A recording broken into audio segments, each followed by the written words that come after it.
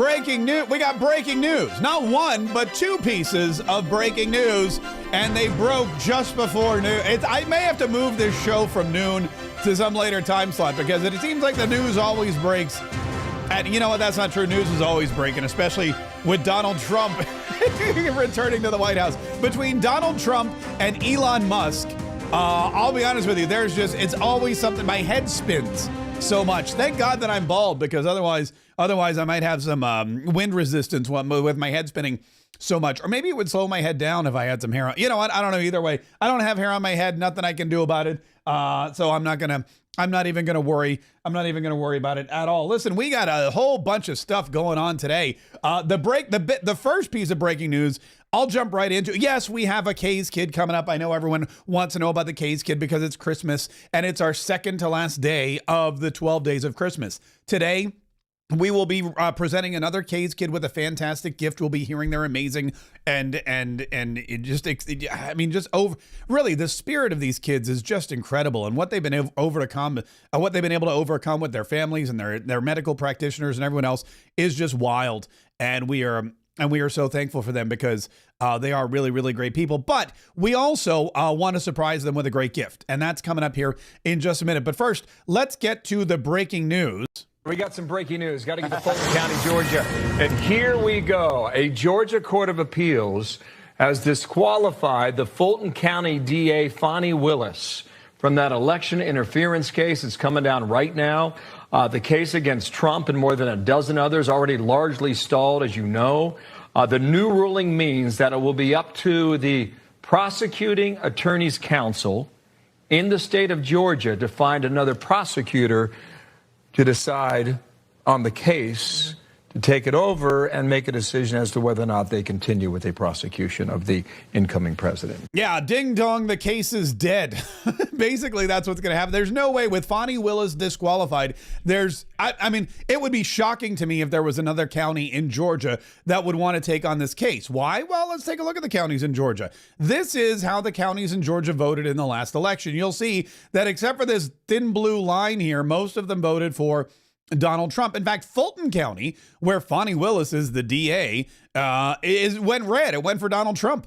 Trump won at 20 with, Fulton County, Harris 71%, Trump 27, but it shifted red, which is really interesting. A lot more people showed interest in Donald Trump there. So what you're going to see is that this case pretty much is kaput. They would have to start over in one of these other counties. They know Donald Trump's going to be the president, and they know, let's be honest, that there's really no case. There's no there. So why would they waste their time with it? This was the official report from the court. Accordingly, we reversed the trial court's denial of the appellant's motion to disqualify DA Willis and her office.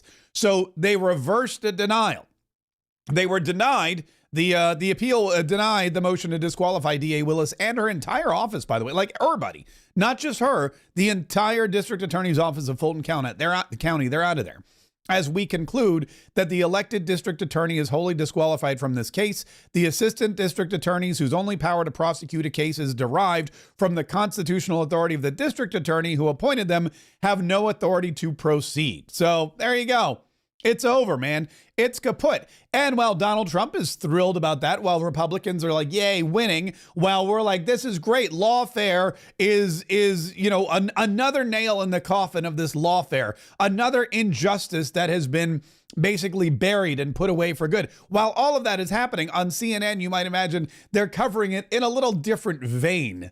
Begin this hour with breaking news just into CNN. The Georgia prosecutor leading the state's election interference case against President-elect Donald Trump is now disqualified. CNN's Caitlin Polance is here with more. Caitlin, what can you tell us about this? This is just coming in the last several minutes. This is a big development. A big development, and a big development that Donald Trump has wanted for a long time. That case against him in Georgia, the criminal case where it's accusing him and several others of a racketeering conspiracy related to the 2020 election, it's already been paused. Now it's not even backburnered. This is a case that will be dead in the water because the Georgia Court of Appeals is now saying that Fani Willis, the leader of the prosecution against Donald Donald Trump, the district attorney in Fulton County, Georgia, she should be disqualified from being able to bring that case. The Georgia Court of Appeals is saying that it's a significant appearance of impropriety caused by the conduct of a public prosecutor. That is Willis, how she behaved, how she was speaking about the case, about Trump publicly, about how she was having a relationship with the top prosecutor that was concealed in this, a man named Nathan Wade.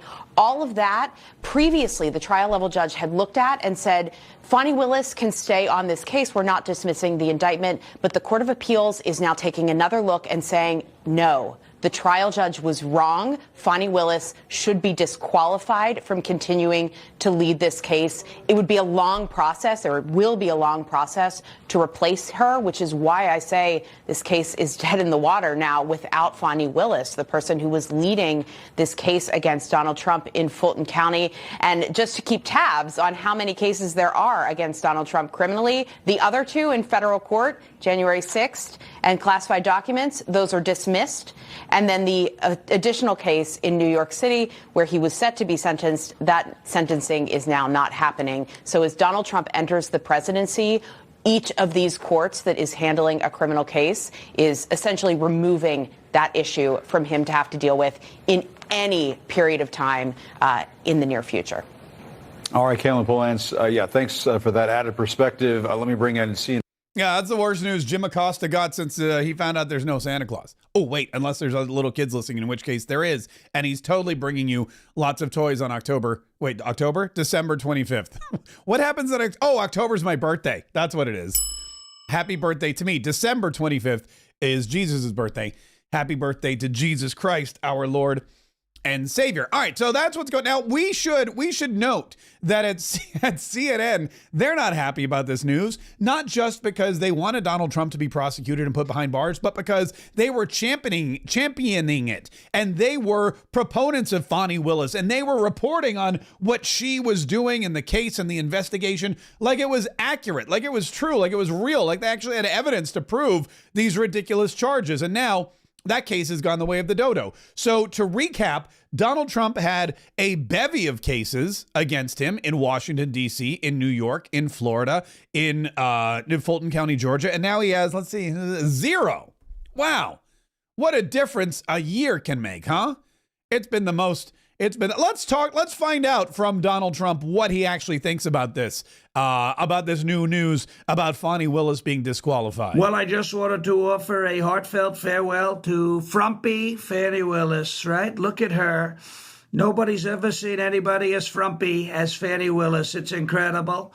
And now she's going to have to go back to what she's good at.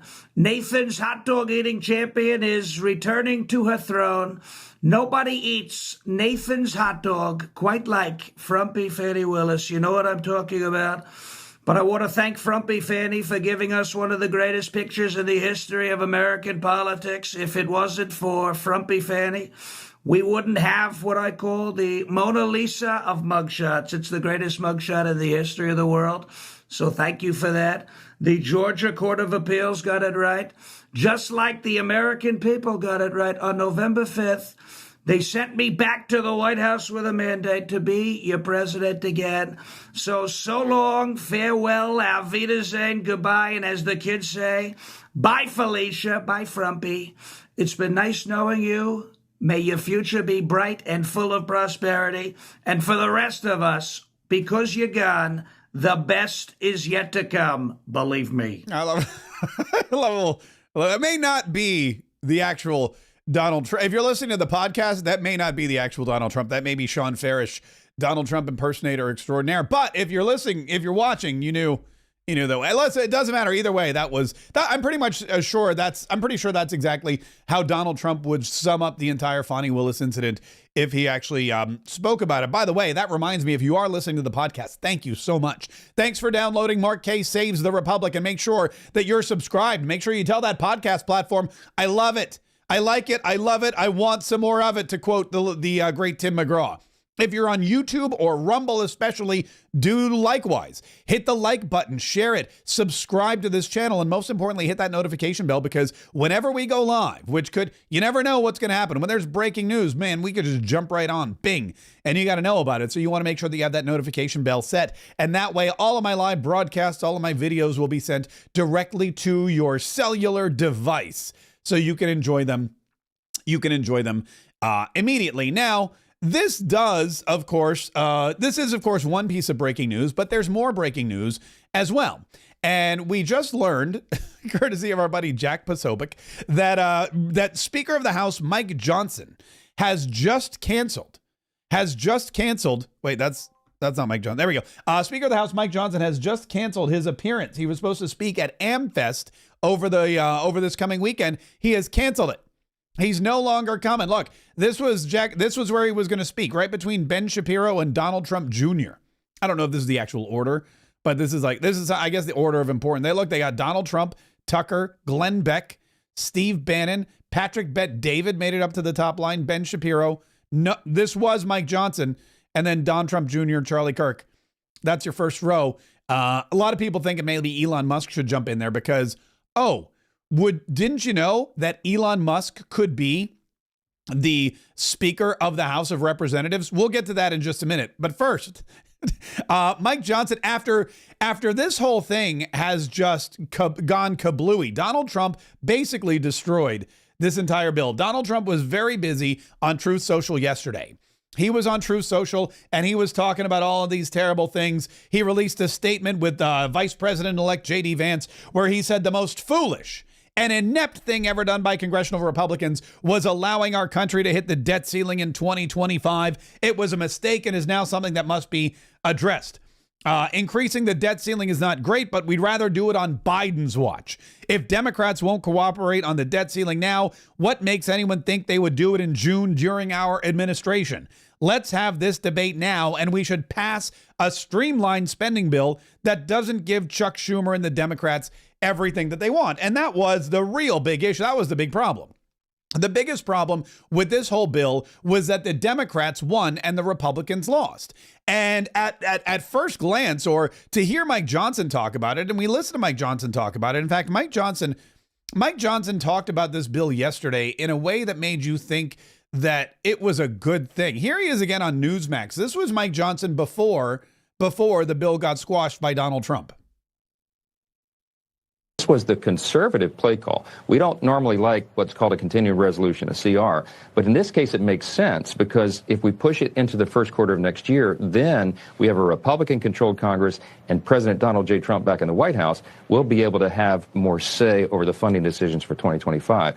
Now, that would have been an easier thing to do, but then we had circumstances outside of our control. We had these emergencies that are required. So we had, as you know, a record hurricane season. We had Helene and Milton, and they just did massive destruction across our red states, frankly, in the southeast and the eastern side of the country. And then we've had farmers who are in jeopardy of permanently going under. They've had 3 lost years in a row because of Bidenomics and inflation and other circumstances outside of their control. And so when you cobble those two things together, there's a desperate need for that aid, and that's what adds another $100+ billion to the bill, and that's why everybody's uncomfortable with it. I am too. We have a massive deficit and debt problem, of course, in this country. We can begin to address that and shrink the size and scope of government in January with Republican control, but we've got to bridge the gap to get there, and we cannot leave our small farms and ranchers and our people who are devastated by the hurricanes out in the meantime. So that's the difficult part about this. That's what people are really struggling with, and I am too, but we have a responsibility here, and that's legislating. No, so he's saying, look, this just makes sense. We don't like it, we don't want to do it, but it just makes sense. Really?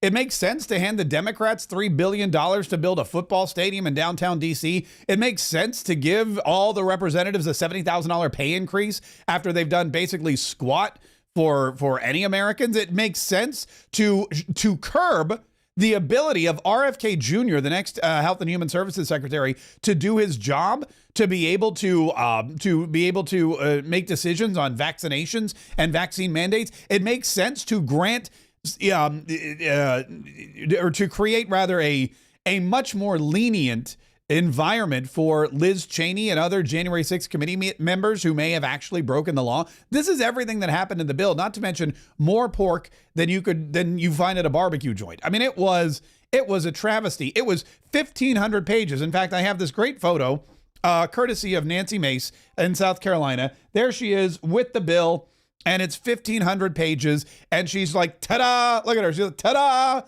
Here it is.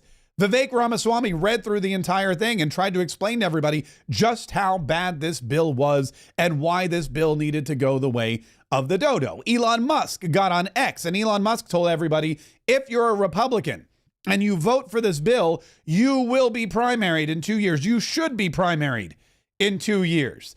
And Donald Trump had a similar sentiment on his as well. If Republicans try to pass a clean continuing resolution without all the Democrat bells and whistles that will be so destructive to our country, all it will do after January 20th is bring the mess of the debt limit into the Trump administration rather than allowing it to take place in the Biden administration.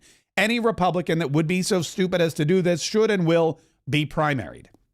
Everything should be done and fully negotiated prior to my taking office on January 20th, 2025. And it's not just Donald Trump and Elon Musk who are fighting for this. You've got senators like Josh Hawley who are out there. And Josh Hawley is like, look, this is literally one of the, he calls Mike Johnson, I mean, he doesn't say it to us, but he basically calls Mike Johnson ridiculously stupid.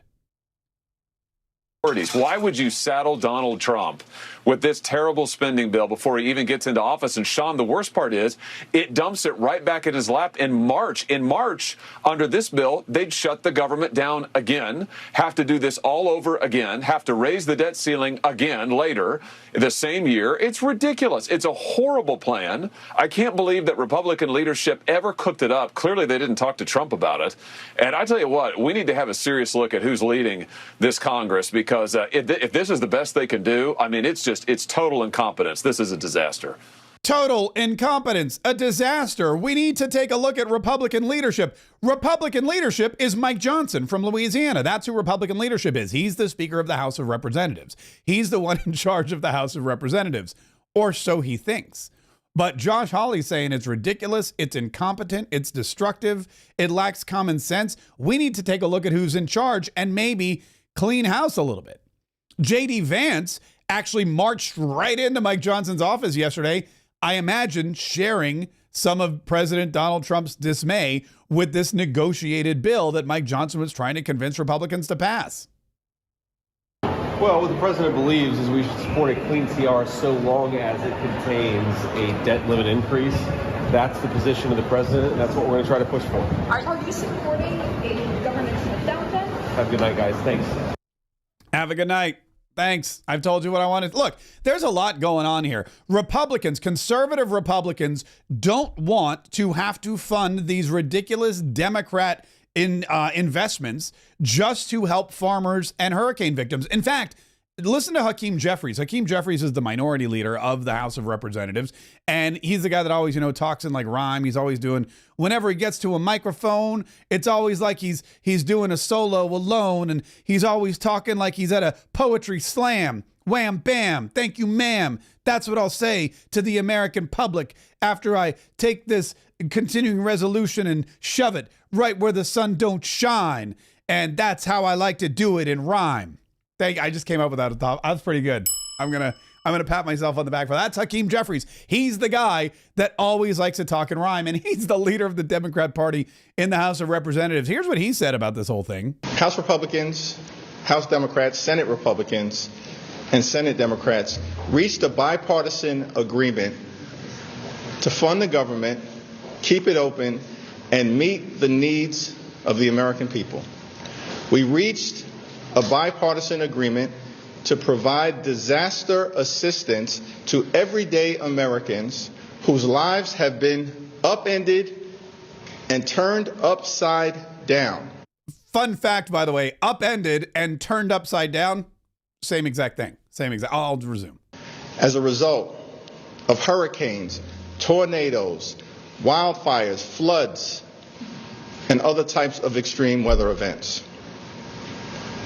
We reached a bipartisan agreement to meet the needs of the American people and provide assistance to farmers, families, children, seniors, veterans, men and women in uniform, and working class Americans. And also the Washington Commanders NFL franchise and every single member of Congress who gets $70,000 in a cost of living increase. He left all those off. House Republicans have now unilaterally decided to break a bipartisan agreement that they made.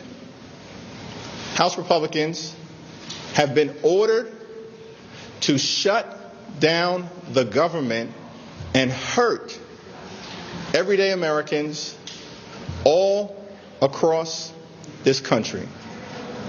House Republicans will now own any harm that is visited upon the American people that results from a government shutdown or worse. An agreement is an agreement. It was bipartisan, and there was nothing more to say. Okay, so there's the Democrats. They're already out there, and they're saying, great, we had an agreement, and the Republicans pulled it off the table, so now we can blame them for everything, which they're going to do. And that means that Mike Johnson is going to be taken to the woodshed. He's already being taken to the woodshed by Josh, saying you never should have agreed to this. Why is it that we have to fund the government and help farmers and hurricane victims? Why is it all of that has to come at some exorbitant cost for a bunch of crap that nobody cares about, nobody wants, and we shouldn't be paying for anyway? Why is it that we have to have, where was it? Look at this. We just want to keep the government open and running as it is, not add anything new to it. Just make sure the government has the money for all of the government agencies. We want to do that. We want to help farmers and we want to help hurricane victims. That's it. Does that require 1,500 pages of legislation? Is that what we need? 1,500 pages of legislation to tell us that? No. You need 5. And the other 1,495 pages are all the stuff that the Democrats are looking to cash in on, all the pork, all the earmarks, all the stuff that they're trying to get away with because they know they're losing power. They know their man's leaving the White House. They know Donald Trump and the Doge caucus and Elon and Vivek are coming in, and they're going to clean house, and there'll be no more of this. This is their last ditch effort. And they're now hanging this around Mike Johnson's neck saying, you agreed to it, dude. And now you're pulling it back. So the Republicans are to blame for not helping farmers and not helping hurricane victims. But of course, the problem is that the American people are not that stupid. The American people know better. The American people know that you could do all of those things. You could vote on a bill to fund the government. Then you could vote on a separate bill to help hurricane victims. You could then vote on another bill to help farm victims. You could take those 1,500 pages, remove all the crap, take out the important things, and vote. 3 votes is better than 1 in this case. And it doesn't really take that much more time. How difficult is it to say yay or nay? Let's try it. Yay. All in favor? Yay. All opposed? Nay. The yays have it. Great. You don't even I think you hit a button these days. So that's it. You just hit the button, you let it tally. It takes like 5 minutes. Hit another button. 15 minutes, we could have all of this done. But the Democrats, they want to play politics. They want to pick your pocket one last time on the way out the door. They're leaving the house. They are leaving the White House. They are leaving the Senate. Well, I mean, there's still going to be 47 of them there, but they're leaving the control of the Senate, and they are shoving the silverware in their pockets on the way out. They are going, they're like, hey, before we leave, can we go to the bathroom? And then they're taking your Vicodin and your Percocet and whatever else you got in your medicine cabinet, and they're going to go out and sell it on the street at 3 times whatever it is you paid for it. That's what they're doing. They're pillaging. They're pillaging the Capitol building. They're pillaging the Treasury. They're pillaging your tax dollars before they can go. And then they're going to try to make you feel bad that you voted for a mean, nasty Republican who doesn't want to help farmers or hurricane victims. You know who doesn't want to help farmers or hurricane victims? The Democrats. You know how I know? Because they've been in power for the last 4 years.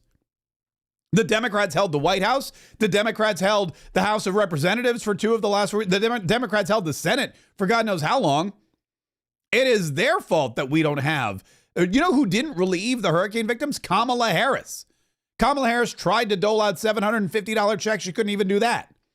FEMA under Joe Biden ignored the hurricane victims. They ignored everyone else that was devastated by Hurricane Helene in the Appalachian region of North Carolina.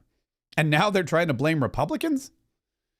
That's a nice try. It's not going to work. It is going to look bad for Speaker Johnson, by the way, and the Republicans in the House of Representatives who have always been a no on this continuing resolution, who've always been a no on big-time government spending. Those Republicans are now a no on another vote, and that is the vote for Speaker Johnson to remain Speaker on January 3rd. The fact is that, look, this is a sandwich. I don't know how else to say that. We're being forced into this position. They could have done a standalone. They did this because they knew that it would put members in this position to support it. We're damned if we do. We're damned if we don't. Now, the bill has about $100 billion in disaster relief, nearly $30 billion to restock FEMA's coffers, and there are lots of health care provisions. Jamming everything together in one bill means some Republicans will not support Mike Johnson for Speaker in January. Have any other of your colleagues said that they're not voting for Johnson? I've talked to a few, who don't seem like they're going to vote for him. You have to ask them. I'm not going to betray anybody's position. Will you just vote president, or will you vote someone else's? I'll vote for somebody else. Now, Johnson can only lose one vote and still win the Speaker's race on January 3rd. Some Republicans ask how things are different with a spending bill like this under Johnson than former House Speaker Kevin McCarthy. The funding deadline is Friday night. Yeah, that's tomorrow night. Tomorrow night's the funding deadline. So Speaker Mike Johnson is at Capitol Hill right now, probably trying to figure out what to do next. He's on the phone with President Donald Trump, probably for the first time, talking about this spending resolution. He's got his assistants canceling all of his appearances, including his appearance at AmFest. And he's trying to figure out how to get himself out of this mess and save his speakership, seeing as how now there are multiple representatives who have already said they're a no on Speaker Johnson to retain the gavel. They're a no on Mike Johnson to come back to power. There have been other names already floated. One of the names floated was Jim Jordan, who I don't believe will take another crack at the speakership because there are idiots in the House of Representatives, namely my representative from District 5 here in Florida, who refuse to vote for Jim Jordan because they don't like him. He's too conservative. He was Matt Gaetz's choice, and they don't want Matt Gaetz to win. There are a handful of ridiculously stubborn and stupid representatives in the House of Representatives who don't understand what's going on in the country. They don't understand the mood of the people. They don't understand the will of the people. And also, they're egomaniacal. They're self-centered. They don't care about their constituents. And all they want to do is make a whole ton of cash and cruise on into retirement. And it's not just John Rutherford from District 5 here in the state of Florida. It's other people like Dan Crenshaw who just went ballistic.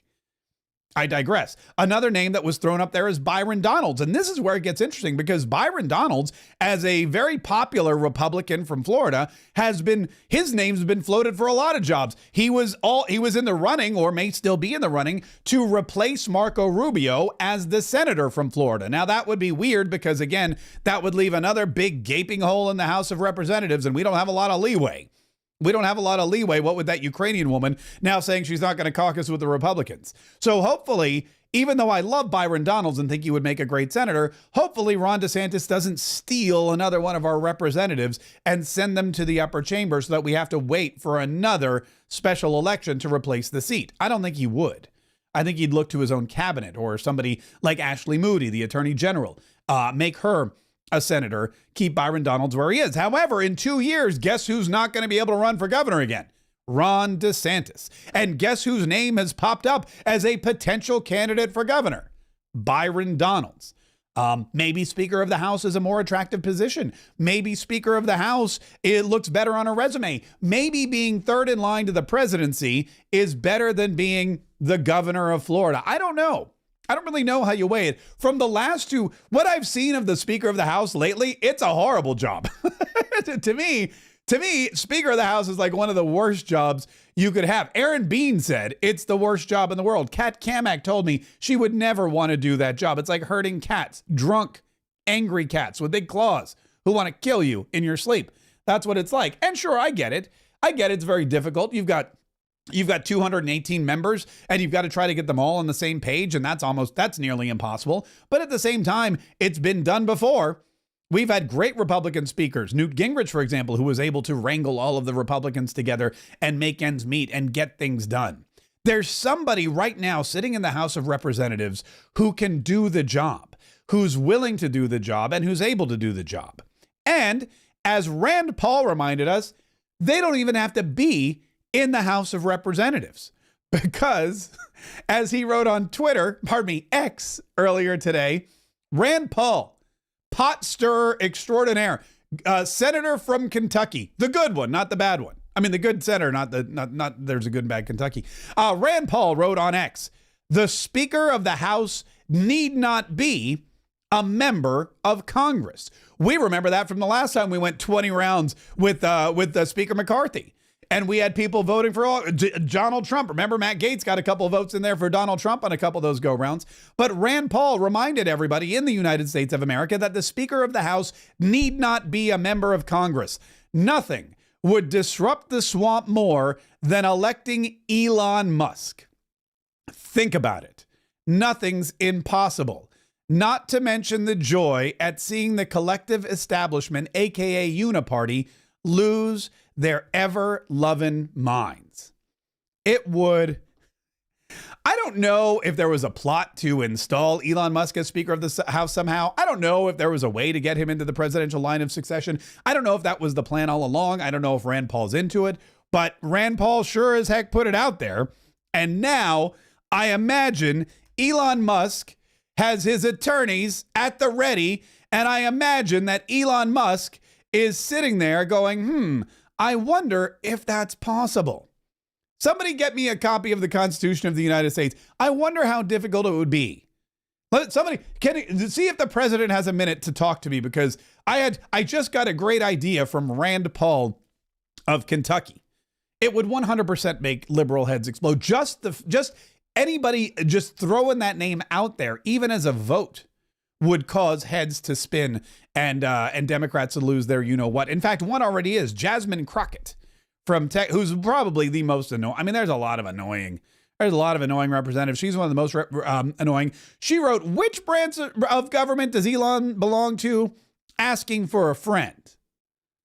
Which branch of government does Elon belong to? Asking for a friend. Now, first of all, that's a lie, because we know she doesn't have any friends. And number two, you don't have to. Here's the great thing about the United States of America. You don't have to be a member of an elected representative of the government to be part of the government. In fact, it's a government of the people, by the people, and for the people. Everybody in the United States of America is a part of the government. Every voter is a part of the government. This is actually our government. And this statement by Jasmine Crockett, which branch of government does Elon belong to, asking for a friend, shows the elitist mentality of the Democrats. They believe that if you're not an elected official, you need to butt out. That if you're not an elected official, you don't get a say in government. That if you're not an elected official, then you should just shut up and let the adults do what they're supposed to do. We're the ones up here in Congress. We're the ones up here in the marble building. We're the ones sitting in these luxury chairs, voting ourselves $70,000 raises that you don't even know about because they're buried in a 1,500-page manuscript. Somewhere in there is a $70,000 raise for me, and you're not going to know it because we're going to bury it somewhere that you won't find it. Unless, of course, you're Nancy Mace or Vivek Ramaswamy or one of the other people who read this bill and realized what was going on. But this is the mentality that the Democrats, this is what lost them everything. They lost everything because they think they're better than us. They think that we, the people, have no business being in their government. And Elon Musk, who last time I checked is an American citizen, a registered voter, a member of the media, a business owner, an employer. I mean, Elon Musk, do you know how many people Elon Musk employs? Well, a lot fewer than he used to because he likes to fire a lot of people, but that's just his thing. He's all about efficiency. Why spend money on individuals doing the same job twice? We don't need that. Let's cut things down. Let's trim things down to size. Elon Musk has every right to go on X and demand that his representatives or any representative go one way or the other on a particular piece of legislation. If he believes something is bad for the country, it's not just his responsibility, but it's his duty to say so. That's why I do it. Anyone who sits around going, oh, that's not good, but I'm not going to say anything. We all have the ability and the right to. In fact, I have where did I put my Constitution? Oh, I have it right here. I got to send one of these to Jasmine Crockett because obviously she hasn't read it. Let me just go back here to let's see what it says here. Oh, this is the wrong one. Well, anyway, you know the thing. We, the people of the United States of America, in order to form a more perfect union, establish justice, ensure domestic tranquility, provide for the common defense. You know the thing, right? We, the people. And last time I checked, Elon Musk is a person. And if Jasmine Crockett doesn't like Elon Musk having opinions about the government that he subsidizes, having opinions about the government that he actually works for. I mean, he's a government contractor. If she doesn't like him having opinions about the government that he voted into office, then think about what she thinks about you or me or anyone who's not Elon Musk. Think about how little she thinks of us. And they all do. She's not the only one. They all do, man. The Democrats hate. The thing they hate the most about our government is the Constitution. It's a roadblock for them. It's a deterrent. It's a limiting part of their power. If it weren't for that pesky Constitution limiting their power and their ability to do things, man, they'd be able to run roughshod over everything. I mean, that's what it all says. Shall not be infringed. Oh, what? We can't infringe people's Second Amendment rights to bear arms? That Constitution's the worst. Can we get rid of it? How do we get rid of it? It's very difficult to do, although they've been trying. That's the first thing they hate. The second thing they hate are the voters. They don't want the voters to decide the election. They're trying to get rid of the Electoral College again because they don't think that the majority of America geographically can decide the election. They want the majority of Democrats in blue cities and blue states to decide who's going to run this country. Then they can get rid of the Constitution and have unlimited, unfettered power, which is all they really want. And when someone like Elon Musk comes along and says they're going to be primaried if they don't vote one way or the other, they just can't. They have a conniption fit. They just can't take it. And the media is the same way. Although the media, CNN, man, CNN is losing it. They not only are they having to report on Fani Willis losing her ability, or I'm sorry, being disqualified from the case against Donald Trump, but look at this. This was who was it? I forget who it was. This was a CNN reporter, and he was called out. Well, I'll just play you the clip. It's amazing. This is about the pay raises in the cost of living adjustment. Now, for those of you that don't know, a cost of living adjustment means that as inflation goes up, as the cost of living goes up, the senators and the congresspeople, rather, are looking around going, our pay hasn't gone up. And we're here in Washington and rent is expensive and Ubers are expensive. And, the steaks and martinis that we have for lunch every day while we're meeting on behalf of people, that's more and more expensive. Airline flights are more expensive to and from Washington, D.C., back home to my district. It's way more expensive to pay for jet fuel. And so we need a COLA, a cost of living adjustment. And so that's what they're voting on because they haven't had one in like 14 years. And CNN called them on it. Listen to this. This is great. Members are giving themselves a pay raise. Do you guys deserve a pay raise? Well, that's news to me. It's good news. What has it been, 10 years or 14 years and no COLA, no change at all? I think it's about time something's done. You support giving yourselves a pay raise? How would I not know about a pay raise? But I mean, people look at the performance of Congress and say, why should we give them more money? What about the media? Think about that for a second. We're not paid by public money. I know you're not, but I mean, half of your listeners are not there anymore. You're still getting the same paycheck? What's going on? Whoa, Dick Durbin, smack, pow, CNN, come here. Just got pimp slapped live on television. That was Dick Durbin, Democrat from Illinois, looking at a CNN reporter who was saying, why do you guys deserve a pay increase? Why do you deserve more money? And Dick Durbin looks at him and goes, why are you guys getting paid the same? You've lost half of your listeners. There's probably more. There's more people that watched a video on YouTube that I made last week than tuned in to Joy Reid on MSNBC or half of the shows on CNN. Are they getting pay decreases? Well, a lot of them are getting fired, but no.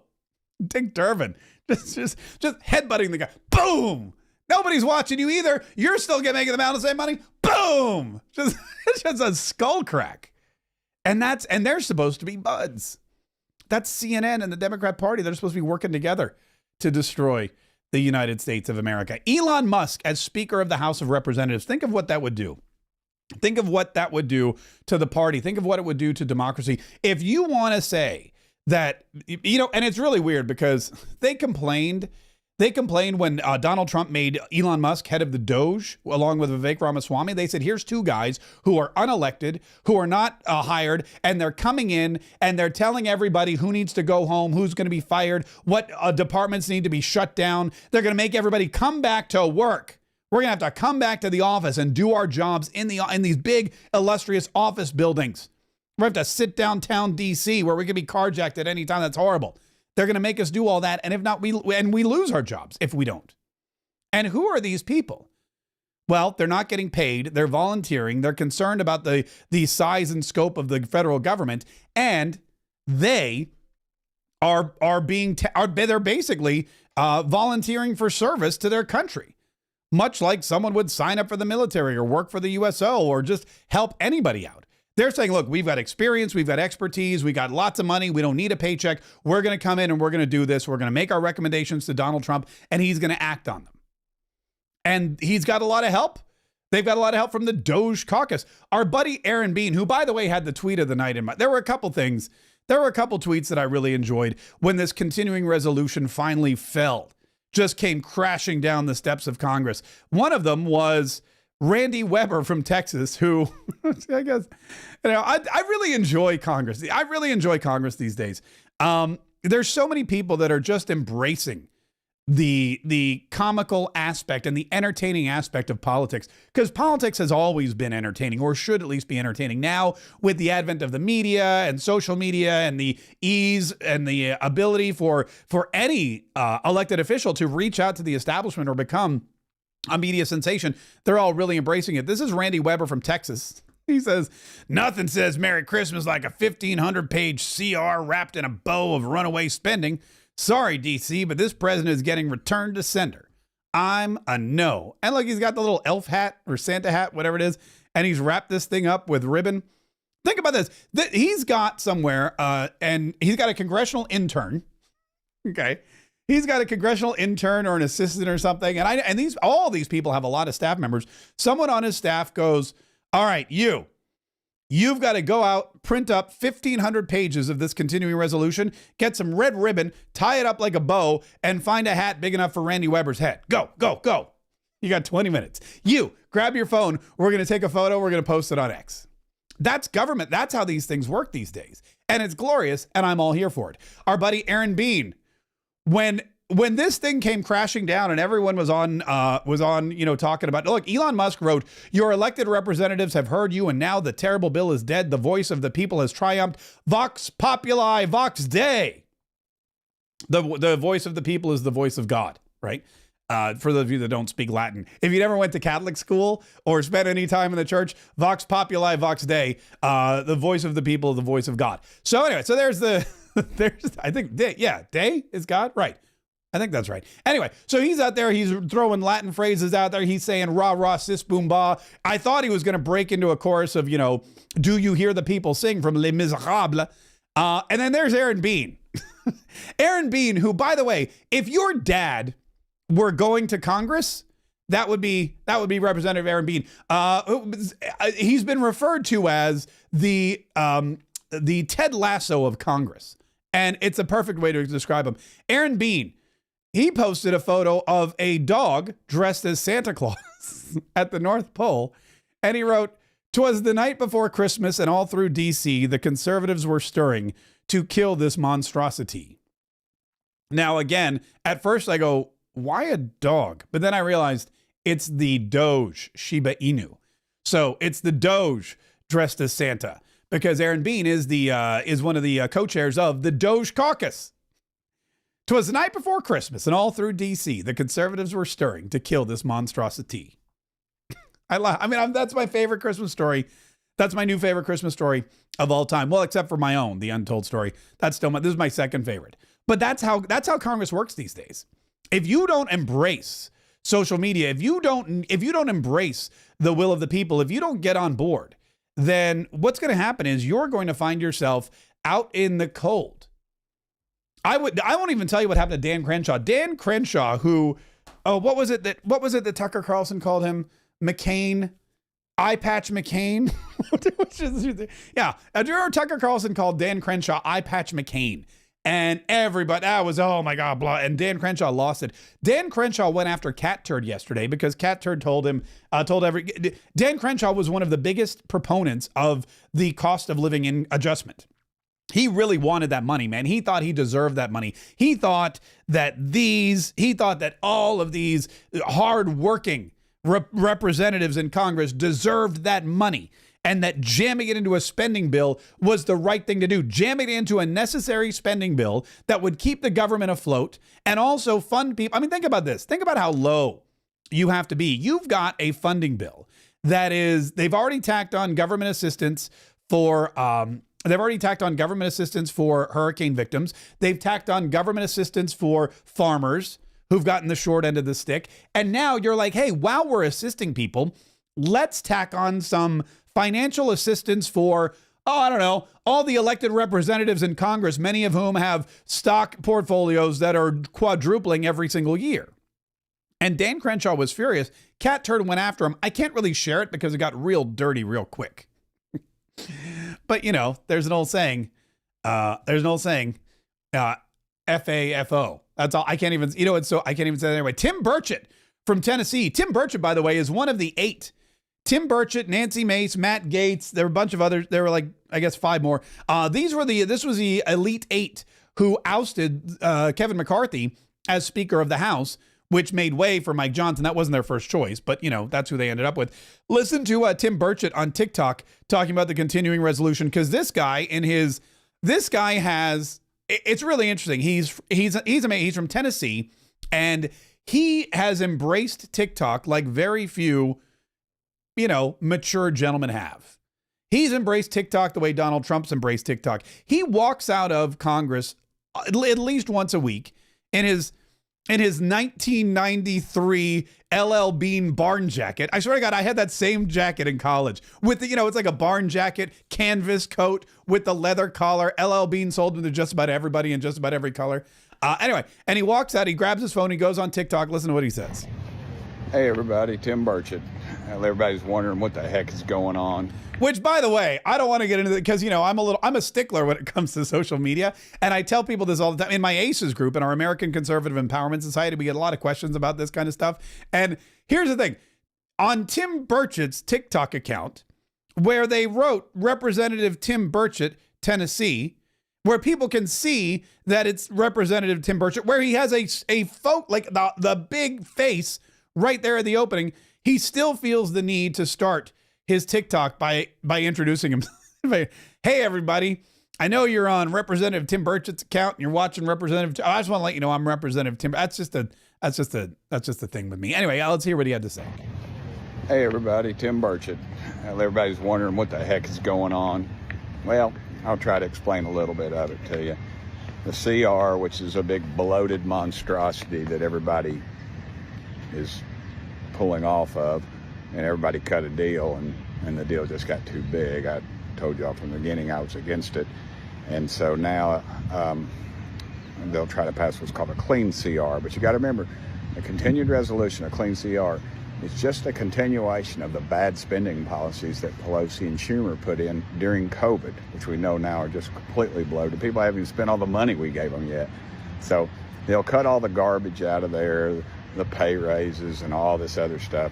And then they'll pass this CR, and all these people who claim they're big Doge people, which aren't, will go home and say, look, we stopped that horrible spending bill, and now we've got a great, we had a great thing, which is still a terrible thing. It's like when I passed raising the speed limit in Tennessee.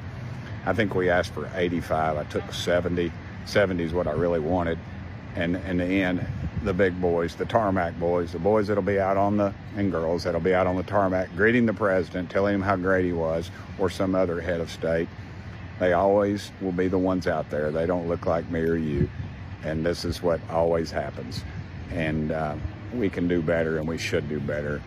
I want to thank everybody for their involvement, but this thing has just started.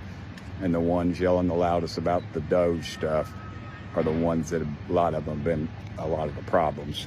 So anyway, Marjorie Taylor Greene's going to have her work cut out chairing that committee, because for everybody that says they're for, there's going to be somebody behind the scenes that probably isn't. Anyway, thank y'all so much for sending me here, and hopefully we'll vote on something here soon. I'll be opposed to it because we have not passed a budget in over 30 years, and we're constitutionally mandated to do just that. Thank y'all for sending me here. I think that this should be required viewing for everybody. This should be where we get our news. This is why CNN's viewership is down, because you can just go on TikTok. I just got some dust in my mouth. You can just go on TikTok and watch Tim Burchett tell you how it is. Tim Burchett is like, well, y'all, here's the deal. I trust this man. I'm not from Tennessee. He doesn't represent me, but I trust this man because when he talks to me like a real person. Yeah, here's the deal. Like I would tell my kid, if my kids came to me and said, Daddy, what is a clean CR? I've been hearing about this clean CR. What is that? I'd sit him down. I'd talk to him just like Tim Burchett. I go, well, here's the deal. Clean CR just means we're not going to do anything different than what we've been doing. But y'all got to recall, y'all got to remember, we're already doing stuff that's really bad. So we're just continuing on with the horrible policies that we passed last time around. So that's a clean CR. And then my kids would look at me and say, why are you talking like that? Why are you talking like you're from Duck Dynasty? You're from Canada. we know that's not your ad. What is wrong with you? Have you been drinking? Has Daddy been into the Tennessee whiskey? No, because Daddy drinks Kentucky bourbon. Everybody knows that in my house. Anyway, that's the word on the street. And Tim Burch is like, I'm going to hang around here. I'm just going to hang around here. We'll pass something. I'm going to be opposed to it, whatever it is, but I'll just wait till the next time I can go in and vote no. And I'm all for that too. I'm all for a guy like Tim Burchett who's going to hang around Washington, D.C. just so he can vote no on whatever crappy bill they come up with. That's what we need more of. And thank God we're getting it. Listen, there's a couple more things that I want to get to here in just a minute. But first, it is time for Kaye's Kids. And Kaye's Kids, for those of you that have been with us for years, you know, just like everything else, this has been organic. And, you know, they say the only constant is change. Well, that's true. We used to be on the radio. Now we're everywhere else. Now we're everywhere but. People always say you're not on the radio anymore. I go, no. I'm everywhere else, though. People go, what happened to you? You're not on the radio. I go, I know. I'm on your cell phone. I'm on your TV. I'm on your iPad. I'm on your computer. I'm in your ears. I'm everywhere.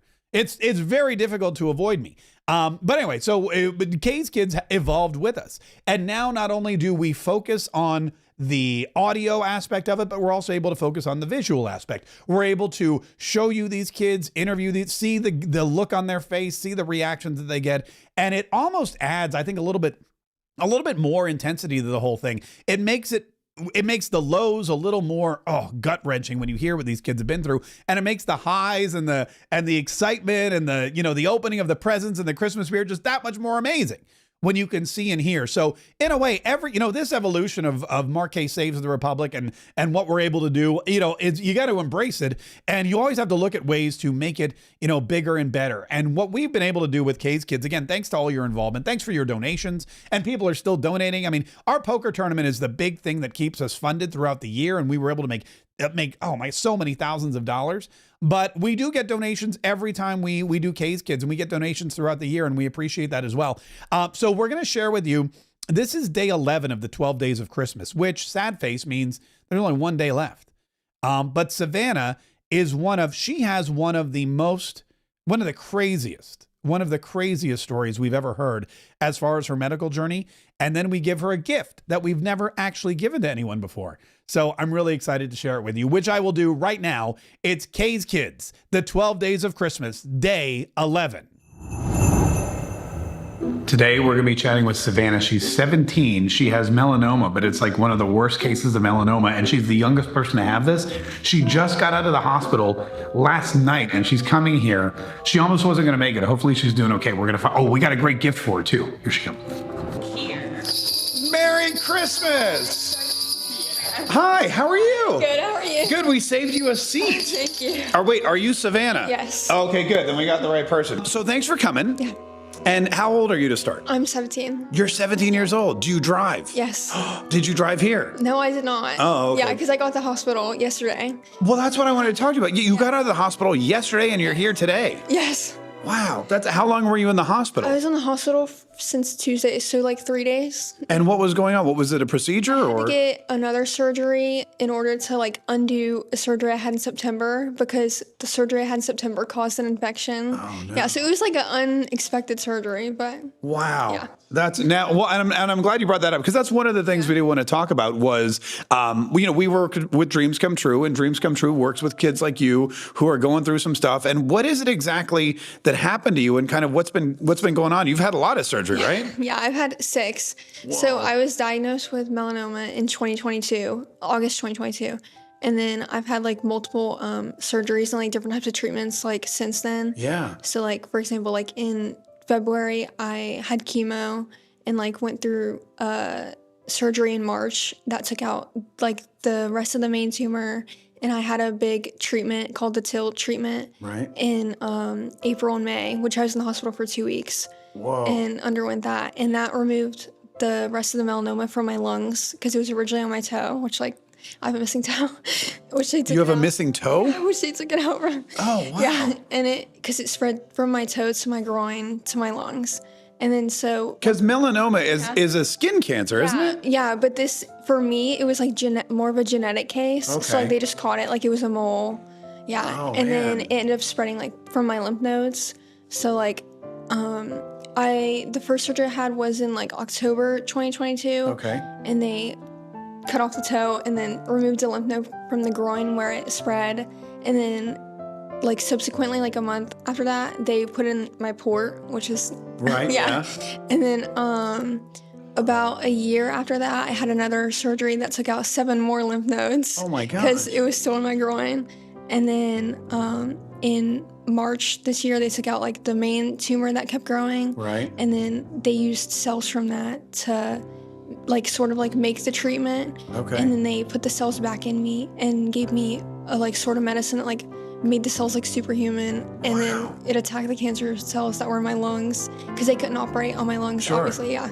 And then so that like killed all the ones in my lungs. And then in September, there was still one like small lymph node left. So they took that one out. And they ended up putting a prosthetic vein because the lymph node was like sitting on top of like one of the main veins that go through your groin. So they took that out and then it caused an infection, like because the infection was just sitting like on top of the vein graft that they put in. So then they took that out Tuesday. So I should be good. My goodness. That's Yeah, and you're 17 years old? Yeah. Wow, that is 6 surgeries. They had to amputate your toe. They used superhuman cancer cells to fight the cancer cells. You have a fake vein and a port, and you just got out of surgery yesterday, and you're smiling. So that's amazing. How do you get this attitude? I don't know, honestly. Like it's just like from like my perspective, it's like I'm looking like outside in. So it's like it doesn't bother me. Like I don't let it bother me that much because otherwise it'd be like, you know, like more of like a downfall type of thing to heal and stuff like that, like slower healing and all that. So I mean, that is real, and I guess that's how you have to do it. You have to just do it like one day at a time and realize, look, this is life, and this is what we're doing, and that is just an amazing journey you've had. And like I said, the fact that you're smiling and here and happy and positive about it, and I bet you have a good family too helping you out, right? Yeah. Yeah, that's awesome. Yeah. Well, so what is the prognosis after they've done all this? Is it looking good, or So they won't know exactly like how it looks until they like repeatedly do scans over like a year, which they'll do every like 3 months. But I do have scans next Friday, so hopefully that'll like show mostly like clear. One last thing before we wrap this up is because you were so gracious to come in here today on a Saturday after you got out of the hospital, we thought it'd be nice to say thank you in kind of a special way. And what we like to do is around Christmas time. I don't know if you noticed the decorations and the hat. What we like to do is we like to hang out with Dreams Come True, and we have our own charity called Kaye's Kids. And we raise a bunch of money throughout the year. I have a lot of listeners and followers on my podcast and my live stream, and they donate money. And so we thought, again, since you shared this story with us, we would like to celebrate Christmas with you a little early. And what we've done is we've taken some of that money and we've purchased some Christmas presents.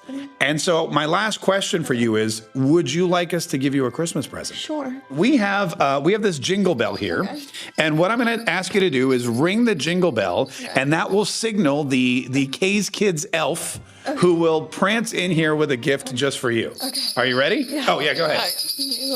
Jingle bells, jingle. Oh, look, it works. That's for you. Yeah, go ahead and open it. Let's see what you got there. Make sure it's it's a small. Good things come in small packages, they say. Oh, it's so pretty. Oh, Another packet. There's a lot of layers to this. There's a box. There's another box. There's a little baggie. Velvet. That symbolizes something good, I'm sure. Earrings. Oh, earrings. That's fancy. They're nice. Thank you. And I wear silver. Oh, are they so? Yes. Is that your favorite? Yes. Perfect. Yeah, we heard you liked jewelry. Yeah. All right, so we got you some silver earrings, and you can wear those when you're at graduation or in Hawaii or wherever else, or just any day. I'm a hoop person. So do what? I'm a hoop person. You're a hoop person? Yeah. Look at that, silver and hoop. We nailed it. Yeah. That's great. Well, listen, Savannah, thanks again for coming. It was great meeting you, and Merry Christmas. Thank you. Hold on, we have to, editor's note. Savannah, the earrings are not silver. They're 14 karat white gold. Fancy. Yeah, okay, all right, good. So is it okay, because you said you were a silver person. We can take them back. Yeah, same thing. No, oh, same thing. Okay, perfect. All right, good. I just want to we got to clarify that. Yeah. I don't know if silver and gold are exactly the same thing, but yeah, I was told after the fact, it's not silver. It's 14 karat white gold hoop earrings, because of course this is Kaye's Kids and we go all out. And I will never, by the way, you know who'd be really upset with me? Paul Stone. Paul Stone would be very upset with me if he found out that I had misplaced or mistaken gold for silver, because as the CEO of Colonial Metals Group and a sponsor of this show, he'd be like, Mark, how many times have I told you? Gold is gold, silver is silver. Here are the benefits of both. Speaking of which, you can get your free gold guide. You can claim your free gold guide by going to freegoldguide.com/K. And you look, they put me on there. That's me. I'm on there now. That's me. Make your savings bulletproof. Secure your financial future now with gold. Gold has safeguarded wealth for generations, and Colonial Metals Group is my top recommendation for trusted precious metal solutions. I said that, and they put it on the website there. Look, you can see inside your free guide, you're going to learn how to protect and grow your retirement savings with gold IRAs, why precious metals offer a strong defense against de-dollarization and inflation, how simple it is to safeguard your retirement, tax-free and penalty-free, limited time offer on qualifying accounts for free gold silver IRA accounts, up to $7,500 in free bonus silver sent to your home or stored in a vault of your choosing. Like I said, get your gold guide now. It's absolutely free. And all you have to do is go to freegoldguide.com/K, K-A-Y-E, freegoldguide.com/K-A-Y-E. All right, one more thing before we wrap it up for the day is there's big news at Fox News. Mediaite reporting earlier today that Neil Cavuto is leaving Fox News. After 28 years at the network. I know that Neil Cavuto had been there a long time. I didn't know he'd been there almost 3 decades. That's an insanely long time. Neil Cavuto is leaving Fox News after 28 years at the network and will bid viewers farewell at the end of Your World Thursday afternoon, which I'm not sure what time that's on. I think it's on now, right? Or soon. Mediaite has learned. Thursday will be the anchor's last day on the air as his contract is up at the end of the month. Cavuto is one of the few remaining on-air talent still with the network after joining at its inception. Wow. In the late 1990s. A beloved presence at Fox. Is it really? His exit is not the consequence of any bad blood, but rather an increasingly common industry reality. Cavuto was offered a new contract, which he declined. Fox wanted him to stay on board, but a source explained that he ultimately decided to leave. The cable news industry this is poorly written, a belt-tightening that has resulted in similar departures of star journalists who have opted to quit their networks instead of taking a smaller salary. While Fox News is on much better footing than its competitors, thanks to continued ratings dominance and a successful multi-platform strategy, even Rupert Murdoch's news behemoth is not immune to the new realities of the business. So Fox News is losing Neil Cavuto, and the word on the street is he was offered less money, so he was like, see ya, wouldn't want to be ya. I would imagine that within, 60 to 90 days, let's see, it's Christmas, so maybe sometime in mid-January or early February, I would imagine you'll start to see a Neil Cavuto podcast pop up somewhere on your Spotify or on your iTunes. I would imagine that Neil Cavuto, after President Donald Trump dominated the election, dominated Kamala Harris, and dominated the popular vote, mostly because of the influence and his appearances on podcasts like Joe Rogan and, the live stream of Aiden Ross and all the others that he did. Von Miller? Not Von Miller. The other guy, what's his name? Theo Von, pardon me, Von Miller. But anyway, you've got all those podcasters and all those people that Donald Trump has thanked publicly for helping him reclaim the White House. And I would imagine that Neil Cavuto's probably not getting offers from other networks, because let's face it, there's no network that has more money than Fox News. And if Fox News isn't willing to pay you what you want, you're not going to find it elsewhere. It may be time you might be hearing Neil Cavuto right after me on Rumble or YouTube or anywhere else. But anyway, we'll see. We'll follow that story and we'll see if anyone else leaves. By the way, I had a guy write me the other day. He listened to our Cat Turd interview from a couple weeks ago, and Cat Turd, incidentally, update, is now purchasing Starlink. I like to take some of the credit because, as you may remember, in our interview, Cat Turd came out and immediately said he goes, just so you know, I'm sitting underneath a cell tower in my pickup truck because it's the only place I can get service. He literally lives in the middle of nowhere, and there's not even internet towers anywhere near here. So he has to drive in order to do his podcast every single day in the litter box. He's got to drive to this cell phone tower and sit in his pickup truck. And that's how we were able to, and I appreciated him taking the time, but I said to him, I go, get Starlink. He goes, I don't know. And I go, you should look into it. Call Elon. He's like, all right, I'll look into it. Well, now he announced on Twitter that he is in fact getting Starlink. So maybe he won't have to drive to that cell tower, because I can't imagine sitting under a cell tower for hours on hours every day is good for you. Can't imagine. I just can't. I've been sitting, I broadcast next to big satellite dishes for 30 years. And I have to imagine that's part of the reason why I don't have any hair on my head. Although I worked with people that had hair on their head. So maybe it's something else. But the fact of the matter is that he got his Starlink satellite service, and he's now able to do all of the stuff that he wants to do from wherever he is. I had a point to this. Oh yeah, so I had a guy that wrote to me and he goes, I heard you on Cat Turd, and I've been meaning to do a podcast on my own. I'm retired. I've got opinions and I would love to share them with people. Do you have any advice? And I said, absolutely, I have advice. You should join my American Conservative Empowerment Society, because in my American Conservative Empowerment Society, that's exactly what I help people do. And it's free to join. If you go to InsideAces.com, you can join our free community. There's two. There's a free and there's a premium. And in the free one, you just sign up, you get in, and there's a whole course. Look, there's a whole little roadmap you can take. You start here. You watch our cancel-proof cash flow course, which is free. You get a little reward when you complete the mission. You can get all this. There's secrets of the founding fathers. So much great stuff in here. And it basically sets you up for success. And every week in our Aces Gold and in fact, we're doing it today. We're doing it like 45 minutes. In 45 minutes, I'm going to be going live on a Zoom call inside of Aces Gold, and I'm going to be able to, you're going to be able to shoot the breeze, chit chat, talk to me about anything. If you want to start a podcast, let's do it. I'll walk you through it. If you want to live stream on YouTube, or if you're interested in Rumble, maybe you want to write a book like I've written, or start, a t-shirt business, whatever it is, I'll share with you my wealth and wisdom. If you're a member of Aces Gold during today's Q&K call, which happens, and by the way, it's Q&K. People say, you mean Q&A? I go, no. It's Q&K, because personal branding is like my thing. That happens at 2 p.m. Eastern. If you want to start your journey, it's free. Like I said, we got hundreds of members every time I mention it, and the community is growing and growing and growing. We've got a new golden age coming up, and you need to learn how to take advantage of it. You need to learn how to make sure that you're prepared to succeed beyond your wildest dreams, because you've never had a better chance. If you want to start a podcast, or start an online business, or sell t-shirts the way the Hodge twins do, or write a book the way your favorite author does, if you want to be the next, Charlie Kirk or Ben Shapiro or whoever, now's the best time, and Aces is the best place to learn how to do it. Go to InsideAces.com. Join us today at 2:00 p.m. Eastern for our live Q&K call.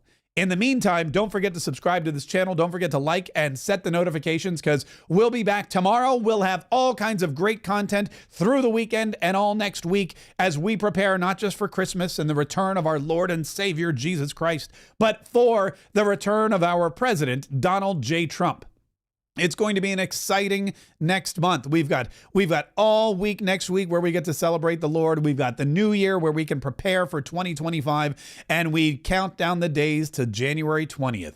When Donald Trump places his hand on the Holy Bible, takes that oath of office, goes right back into the White House, signs an obscene amount of executive orders, and starts giving us our country back, making our country great again.